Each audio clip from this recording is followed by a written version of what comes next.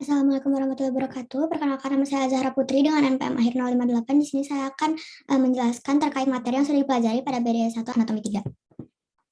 Yang pertama itu ada pembelahan sel. Pembelahan sel sendiri itu terdiri dari dua jenis, yaitu meiosis dan juga mitosis. Nah, meiosis itu merupakan pembelahan sel yang menghasilkan 4 sel anak yang masing-masing itu memiliki separuh dari jumlah kromosom sel induk.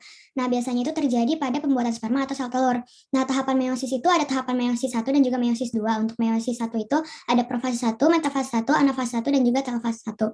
Nah, untuk meiosis 2 itu ada profase 2, metafase 2, anafase 2, dan juga telofase 2.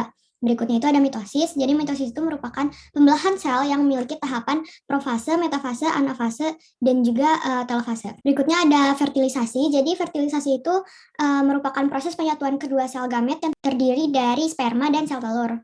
Nah, sering juga disebut dengan proses pembuahan. Jadi ovum yang telah matang itu nantinya akan dikeluarkan dari ovarium menuju tuba falopi. Proses ini disebut dengan ovulasi. Nah, jadi setelah keluarkan itu dia menunggu dibuahi oleh sperma. Hanya satu sperma saja yang dapat menembus ovum. Nah, hasil peleburan tersebut itu disebut dengan zigot yang nantinya itu akan membelah menjadi 2 sel, 4 sel, dan seterusnya. Nah, kemudian lapisan dinding dalam uterus itu menjadi tebal seperti spons dan kaya akan pembuluh darah serta siap menerima zigot. Otot itu akan berkontraksi dan silia dalam tuba falopi itu bergerak sehingga zigot dapat menempel di dinding uterus untuk berkembang. Kemudian terbentuk plasenta atau tali pusar yang menghubungkan ibu dan embrio. Berikutnya itu ada lengkung faring. Lengkung faring itu ada 5. Lengkung faring pertama itu merupakan tonjolan manibula, letaknya itu di sebelah caudal stomodeum.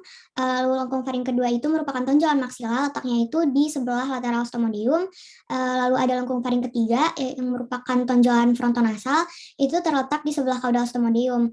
Lalu ada lengkung faring keempat dan kelima yang bersatu membentuk tulang rawan. Ada tiroidea, cricoidea, corniculata, dan cuneiform dari laring. Terus lengkung 5 itu akan menghilang dengan sendirinya dan tidak memiliki peran, hanya menempel saja.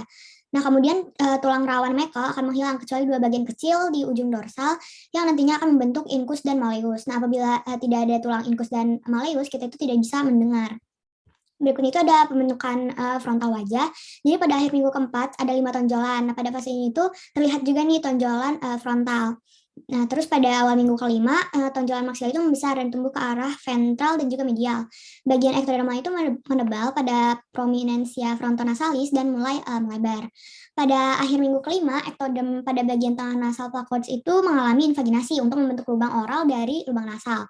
Nah, nasal itu kemudian bergeser menuju posisi yang lebih ventral dan sentral. Pada akhir minggu ke-6, prominensia nasalis, medialis, dan lateralis itu menyatu. Nah, prominensia maxillaris itu pada minggu ke-6 ini tuh mulai membentuk rahang atas.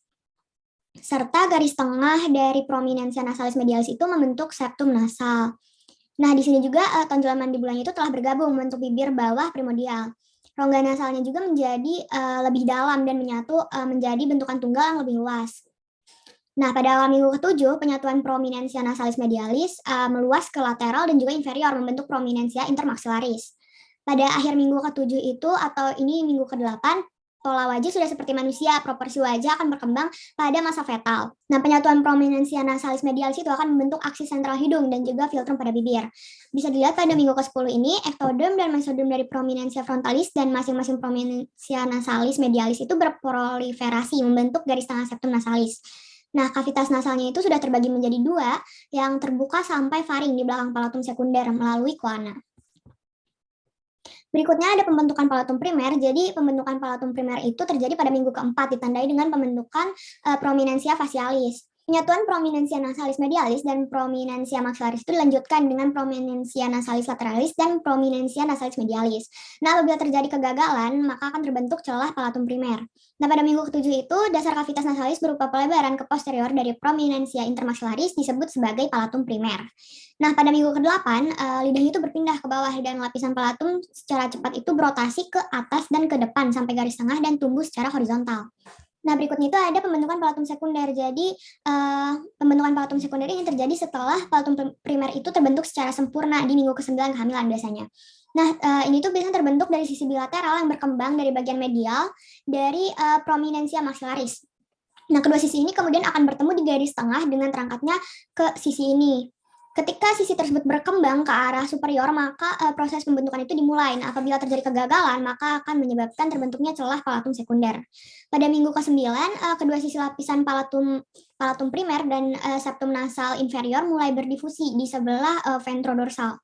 Dan pada minggu ke-10, bagian ventral palatum sekunder itu mengeras melalui kondensasi mesenkimal atau osifikasi endokondral. Mungkin sekian yang bisa saya sampaikan. Terima kasih.